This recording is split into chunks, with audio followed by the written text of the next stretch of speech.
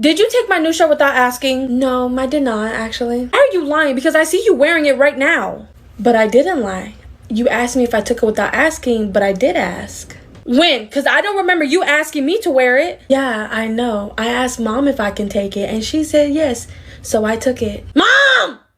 What do you want? I'm watching my shows. Why did you tell her that she can take my shirt? I literally just bought that shirt and she already messed it up. She has makeup and food all over it. Oh, stop being selfish. It's literally just a shirt. You can wash it. We have a washer and dryer. Stop being so damn stingy. You didn't pay for it. You don't have the right to tell that she can and can't take my stuff.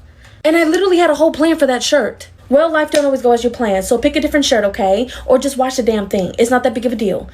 You're always making a fuss over something so small. You know what? You're becoming so materialistic. It's crazy.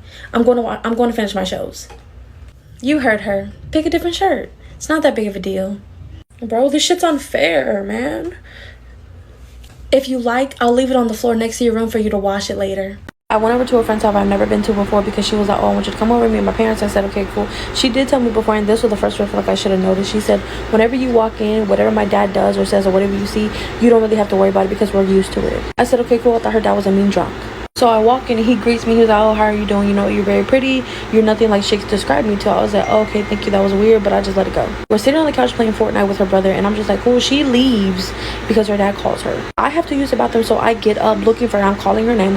She's not responding. I see a room down the hall, and I'm thinking like, oh, you know what? She's probably in there. That's probably her room. I push the door a little bit, not making no noise, and when I pop my head in, I literally see her dad standing over her, groping the hell out of her everywhere. His hand is in her pants, and his tongue is in her mouth. When I saw that, I literally popped my head back out and I pushed the door, like knocking on it so hard so that I can like startle him, and he jumps away from her.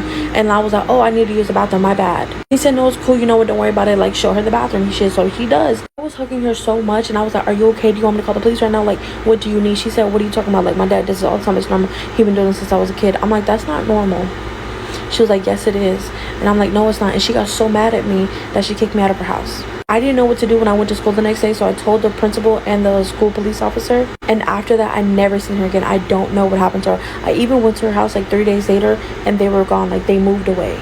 I asked the principal what happened, and she said, oh, well, they said that they were moving away, that they were already moving before this incident, and that nobody could really prove anything because the doctor said that nothing had happened. So I was like, okay. But that has stuck with me for so many years, and I feel so guilty because I feel like if I didn't say anything, would she have been okay, or would she have still been going to the same school? Oh, yes, come in. I need to report something that I saw, and every time I tell somebody, they don't believe me. They think I'm making it up because this person that I'm talking about, a lot of people respect him, and my friend doesn't have a lot of time. I believed you as soon as you walked through that door, so tell me what happened. Friend came to school today with a lot of bruises, a black eye, and some of her hair is missing, and I know it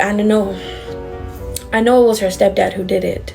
Okay, and how do you know that it's her stepdad? Because, you know what, maybe this was a mistake. I'm sorry, I didn't mean to waste your time. Only mistake is if you know she's going through something, you know she's being abused, and you don't say anything, you're allowing this abuse to continue. But her stepdad is really strict. Even when I'm over there, I'm not allowed to go in her room. But last night we were on FaceTime and she was being very quiet. I know she was.